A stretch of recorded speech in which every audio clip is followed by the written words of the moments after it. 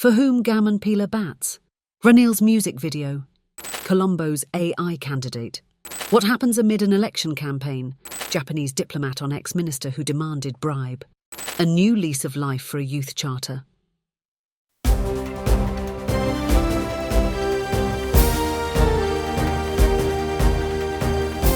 The leader, දේශයට මග කියන ප්‍රවෘත්ති පෙළගැස්ම. Various issues crop up whenever an election nears. Cheap promises and conspiracies are among them. For years, governments used the war to gain power and claimed conspiracies at the same time too. So were racism, religious sentiments, high-profile murders, etc. For the few recent ones, the main topic of all has been the Easter Sunday attacks. It is no exception this time too. Gam Pillai started it, and Minister Vijita got involved, and so did the Cardinal.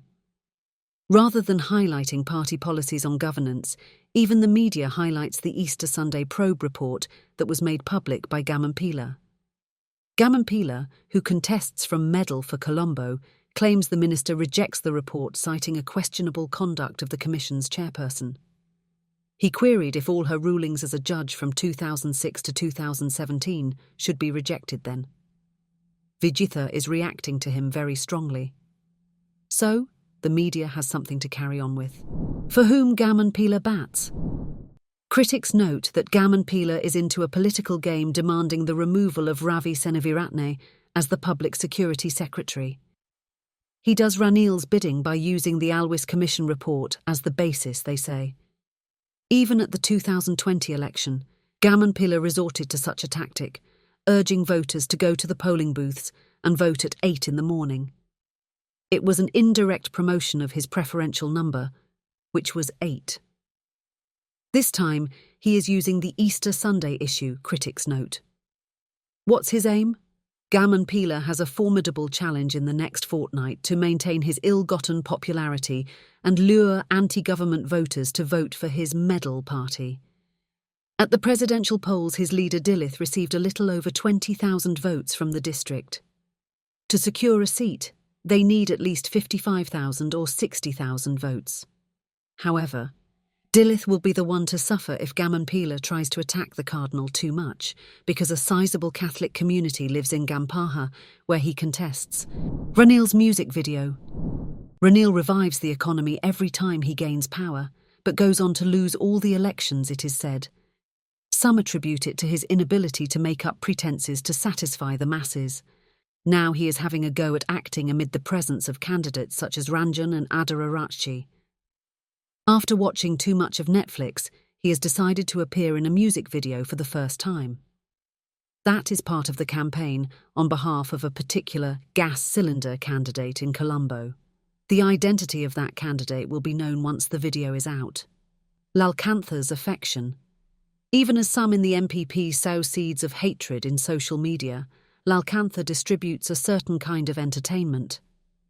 The JVP had once been very strict on discipline, with taboos on love and sexuality. Now, that culture has changed. Lalkantha, Kandi's NPP district leader, refers affectionately to his rival Chamindrani, the daughter of political veteran Kiriella and a political novice. Persons like Chinthana Dharmadasa say Lalkantha has been able to bring even opponents of the JVP into a certain state of compromise. Colombo's AI candidate. Artificial intelligence is widely being used the world over in every field. Politics is no exception. Candidates use the AI technology at the US presidential polls campaign too.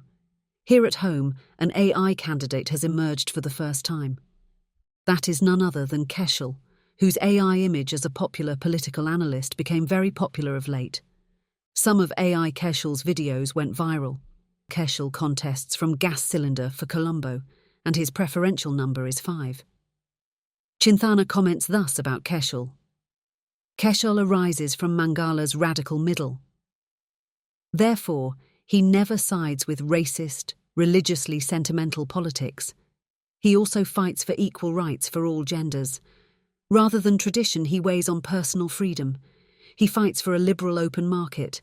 Keshal had his political training from Mangala, and Ranil too. So his candidacy itself is a victory for our camp, he says. What happens amid an election campaign? An election campaign is many-faceted, but the ultimate goal is to gain power. Towards that end, nothing ethical, correct or good is valid. It is power by any means. Money laundering happens too. Critics say even election campaigns are being used to launder black money. Racketeers fund all sides and make sure their rackets progress without any hindrance. Nothing they do can be proven. Now, several multi-millionaire businessmen are into politics. Tamika made a brief appearance only, but Dilith is here to stay. That one was politically active even during his university days. There are some who spent money generously, bought parties and funded election campaigns. One of them is Mohan Pereira, who bought Prabha Ganeshan's letterbox party. It was also him who accepted Demeter, aka Lak Amma, with open arms. Leading diaspora figure Aliraja of the Lanka fame too is into the game. First of all, he got a sizable part of the media field under him and then took over a number of cinema halls. With that, he has control over a considerable number of artistes too. He plays around with politics too, buying several parties. A party without a salon door. UDV with microphone symbol is owned by Aliraja. Its popular figure is Ranjan, who contests from Gam Pillai. Unionist Kumudesh is another and serves as the media spokesman too. Prasanna Adhikari, past media secretary to several politicians, is contesting as well. There had been an enthusiastic competition to get nominations from that party. But Ranjan insists his party doesn't have a salon door. Rather, it is like a sieve, choosing only the clean ones without involvement in fraud or corruption, he said in Matal. It is said that he will win big. Nava Sihala Urumaya too goes Aliraja's way. The Nava Sihala Urumaya of Sarath Manamendra too has gone Aliraja's way. He has placed his catchers in that party. His local agent based in London, MWA Pushpakumara alias KK, is the party's leader. Manamendra is the nominal chairman. General Secretary is Janaki Wijaratne. T. Darshan and S. Sivaraja serve as the national organiser and the treasurer respectively. Furthermore, a request has gone to the Election Commission for a change in the party's name. But Manamendra denies having sold the party. He himself contests for Gam Pillai from Sajith's SJB. Money spinners. Philip Shanta says on social media that Lankan business owners are a queer lot. Without having any sensitivity to politics previously, they suddenly become election candidates. Following defeat, they behave as if nothing whatever has happened.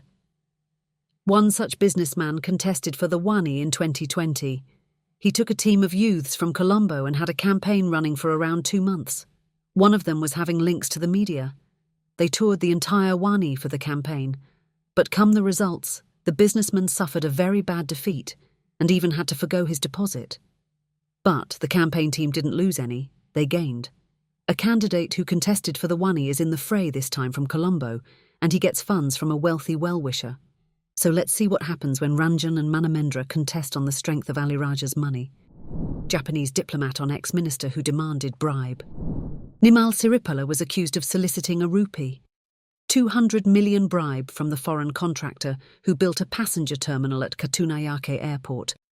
Gota, president at the time, was forced to sack him following a big public outcry. Japanese ambassador Mizukoshi Hideaki is due to complete his tenure soon. In an interview with Daily Mirror, he was asked about that incident. I would like to refrain from talking about a specific case. There are cases where politicians sometimes seek benefits for their own interests, he replied. Due to their lack of due diligence, sometimes Japanese companies can't get approvals on time and face troubles doing business here. If there were such occasions, I was always determined to strongly complain to the government, he also said. He recalls Gota's foolish act too. Furthermore, he referred to Gota's cancellation of the light rail transit project.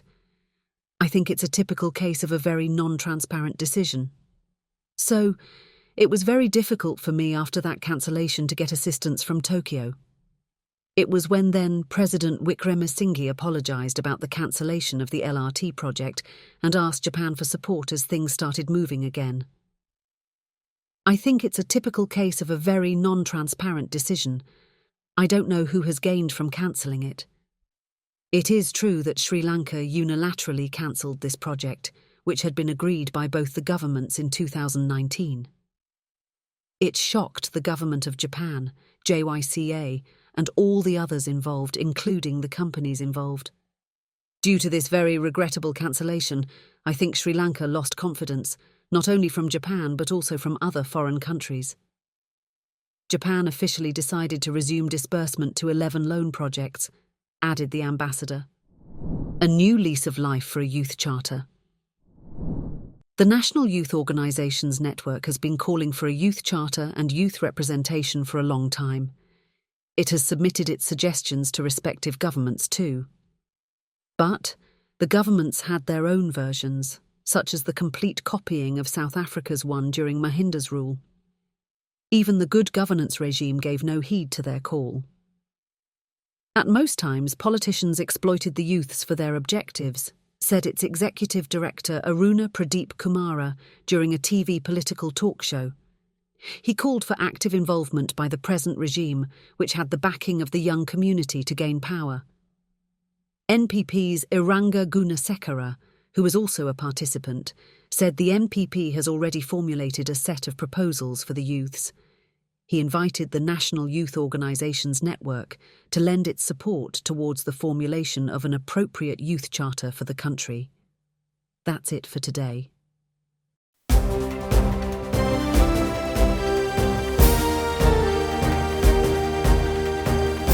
The Leader, දේශයට මග කියන ප්‍රවෘත්ති පෙළගැස්ම.